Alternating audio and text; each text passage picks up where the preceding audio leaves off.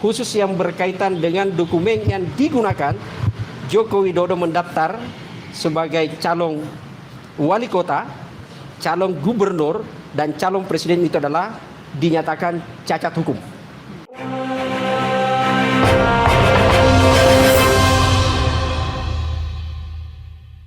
It's my Ya. life. Weh, selesai. Iki kita mau podcast bukan nyanyi. Oh Kan iya. tipe Iya. nembangi mengko bae. Iya. Iki sobat Doder, mohon maaf iki minggu-minggu awak dhewe seneng. Awak dhewe Hmm. seneng karena apa? Mendengar kemenangan Bon Jovi. Tapi bukan Bon Jovi hard rock yang terkenal dengan lagunya It's My Life yang comeback Oh, mereka di era modern. Iku canda oh, dong. oke. Ini Bon Jovi ya, bukan Bon Jovi. Bon Tapi Jovi itu kita harus bongkar ijazah Jokowi. mencontoh Bon Jovi bagaimana Ya. dengan lagu itu memberi semangat hidup, tidak kenal menyerah, berani memperjuangkan apa yang benar. Ini Bon Jovi Hmm. beneran nih ya, hard rock ini ya. Hmm. Nyanyi itu penting ya. Penting nih. Dan saya jelaskan lagi, Pak Jokowi pasti nggak suka Bon Jovi.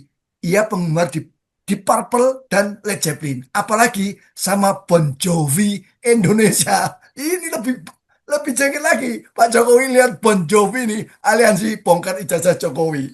Ya, itu pemilihan nama kelompok itu juga menarik juga itu Bon Jovi itu. Jadi ada dua sekaligus sindiran. Pertama nyindir Jokowi yang tidak suka lagu-lagu Bon Jovi. Kedua ya Bon Jovi itu adalah singkatan dari bongkar ijazah Jokowi. Dan ini yang dilakukan oleh kelompok Bon Jovi ini bukan mempersoalkan ijazahnya Jokowi palsu atau tidak asli. Jadi dia ingin menguji secara intelektual, secara hukum, seluruh dokumen yang dipakai Jokowi dari sejak nyalon wali kota Solo, gubernur DKI, presiden 2 kali itu datanya dicek ke KPU, ke Komisi Informasi Pusat.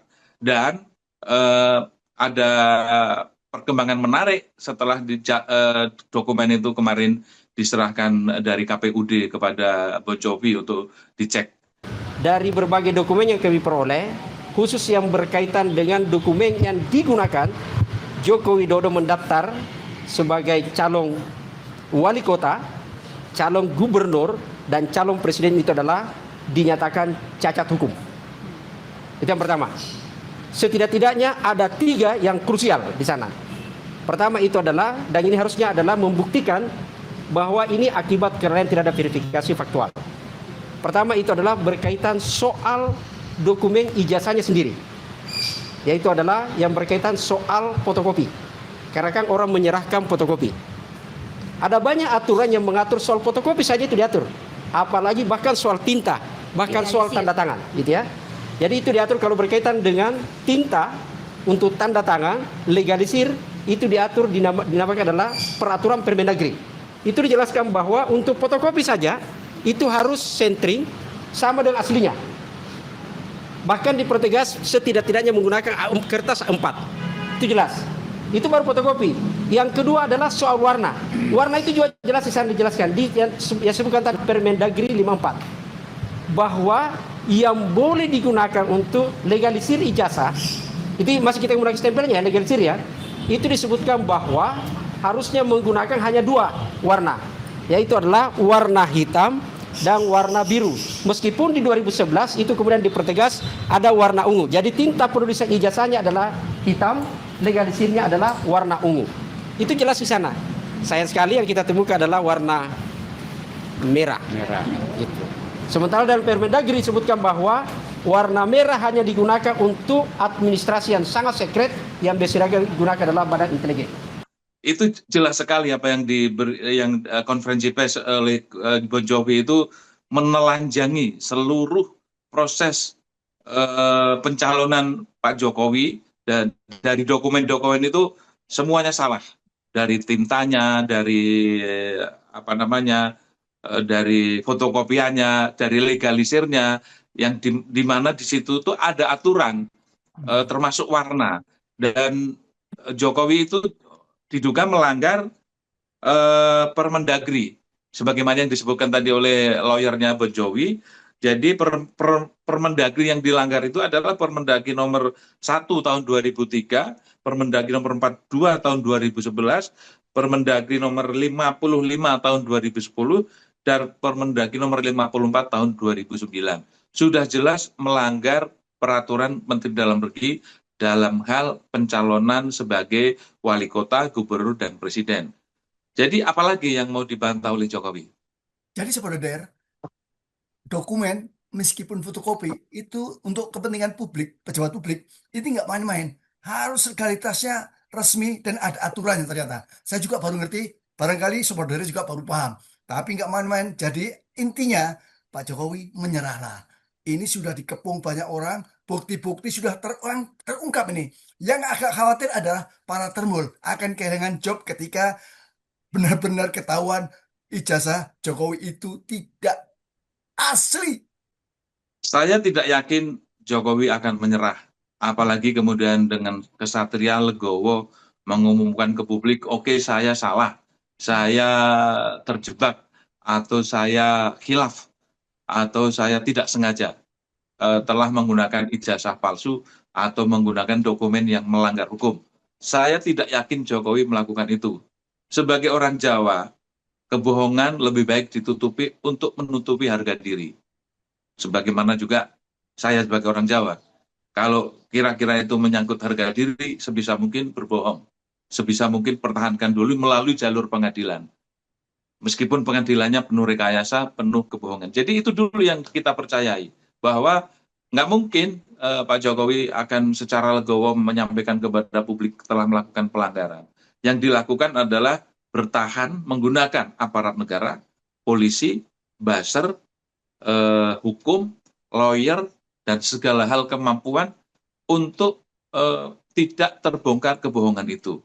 Untuk menentukan bahwa ijazah Jokowi asli dengan berbagai cara. Itu yang terjadi. Jadi perang ini, perang opini dan juga perang kepentingan, yang satu berkepentingan ingin mencari tahu kejujuran dan keadilan, yang satu berkepentingan ingin menutupi kelemahannya bahwa telah terjadi kebohongan publik terhadap dokumen-dokumen yang dipakai untuk menjadi kepala daerah. Jadi pesimis kalau Jokowi akan terus terang. Tapi kita tetap berharap, berdoa supaya Pak Jokowi berubah.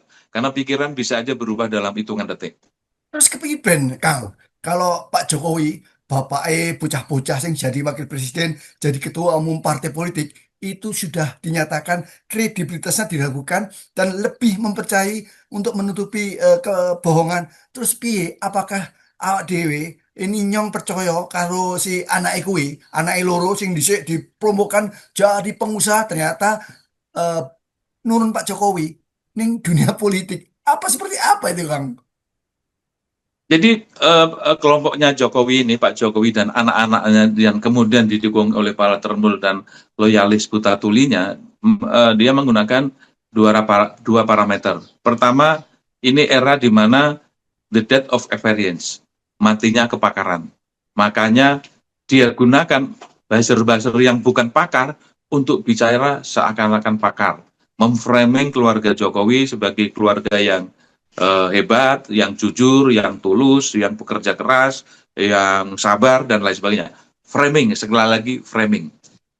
Di luar framing kan kita bisa melihat kenyataan yang sesungguhnya.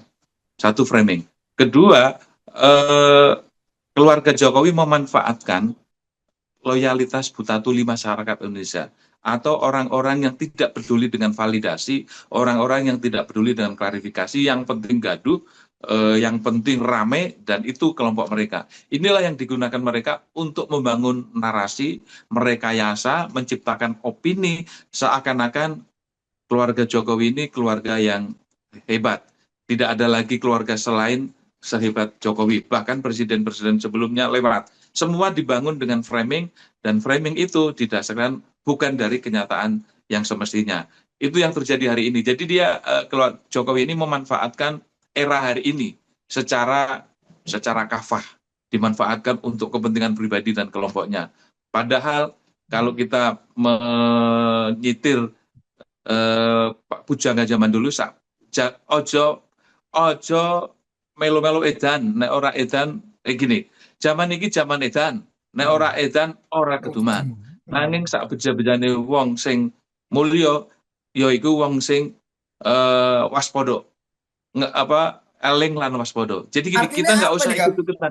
Artinya apa? Artinya gini, ya para buzzer, para termul itu kan sebetulnya mereka yang sedang berada di posisi ikut-ikutan edan itu, sebetulnya hati kecil mereka tahu bahwa yang mereka lakukan itu adalah pelanggaran, yang mereka lakukan itu tidak benar, tetapi dia lupa dan mungkin karena faktor lain dia ikut-ikutan edan. Karena kalau nggak ikut edan nggak kebagian gitu loh. Itu pilihan yang keliru karena masih ada pilihan mulia yang lain, nggak usah ikut edan. Karena nanti pada titik akhir akan kelihatan becek ke titik kalau ketoro itu yang dilupakan. Jadi mereka berpikir hari ini, tidak berpikir nanti depan, tidak berpikir masa depan. Oleh karena itu mereka ikut edan, biar kebagian. Nah, Kak Jarod dan saya tidak akan ikut edan. Kita orang yang eling lan waspodo. Ini yang harus kita pegang. Dan semoga anak-anak kita juga punya prinsip kuat soal ini. Ya, sebenarnya saya hanya titip pesan untuk kalangan keluarga untuk tetap semangat dan jangan lupa pendidikan itu paling penting. Kenapa? Supaya gak mudah dibohongi. Kenapa? Ini turun-temurun sudah 10 tahun ini di era Jokowi bagaimana pendidikan ancur-ancuran, korupsi, egal-egalan. Kenapa? Pendidikan kita hanya 9 tahun khusus di Jawa Barat. Artinya apa? Lulus SMP, misalnya, dan jika pendidikan seperti itu mudah dibohongi, dikasih umpan bansos seperti MBG untuk akhirnya itu tabungan politik yang katanya Mahfud MD menyengsarakan rakyat, Kak. Ya, ini keprihatinan lama kita sebetulnya. Apalagi kemudian penghancuran dalam tanda kutip pendidikan kita diperkuat dengan perubahan kurikulum. Kurikulum yang berganti-ganti, kurikulum yang meninggalkan pendidikan moral Pancasila, kurikulum yang dipaksa anak-anak untuk menghafal, kurikulum yang tidak diajarkan bagaimana pendidikan moral itu lebih utama ketimbang pendidikan hitung-menghitung.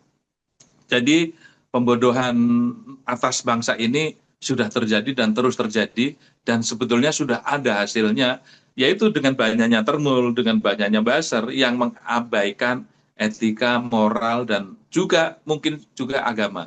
Inilah keprihatinan kita semua, tapi kita tidak boleh menyerah. Kita tetap berada di jalur yang benar, jalur lurus, dan jalur yang tidak ikut-ikutan edan itu tadi. Ingin spill tentang istilah politik gentong babi. Gentong babi ini dari Amerika, ini di abad 19. Bagaimana politisi itu membagikan babi asin dari gentong untuk rakyat-rakyat miskin dengan harapan bisa mendapatkan dukungan. Seperti inilah yang dilakukan Jokowi dan ini di awal Prabowo berkuasa sudah kelihatan. MBG kasih closing statement enggak sebelum kita berpisah untuk esok harinya. Jadi siapapun yang berkuasa, mau presiden, mau gubernur, bupati, ataupun ketua RT sekalipun, di dalam agama itu sudah jelas-jelas bahwa kepemimpinanmu itu akan dimintai pertanggungjawaban, baik di dunia maupun di akhirat. Jadi Pak Presiden dan juga Pak Prabowo Rika kudu eling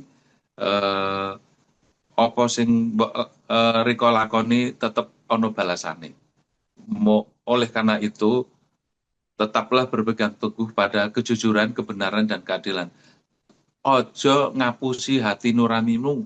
Nek hati nuranimu protes, ya itu sesungguhnya kebenaran itu ada di situ. Jadi jangan mengabaikan suara batin kita. Bisa jadi batin kita itu protes, tapi karena kepentingan politik, kepentingan banyak orang, kepentingan sudah terlanjur jatuh, makanya itu diabaikan. Nah itu yang berbahaya. Assalamualaikum, salam NFF. Waalaikumsalam warahmatullahi wabarakatuh.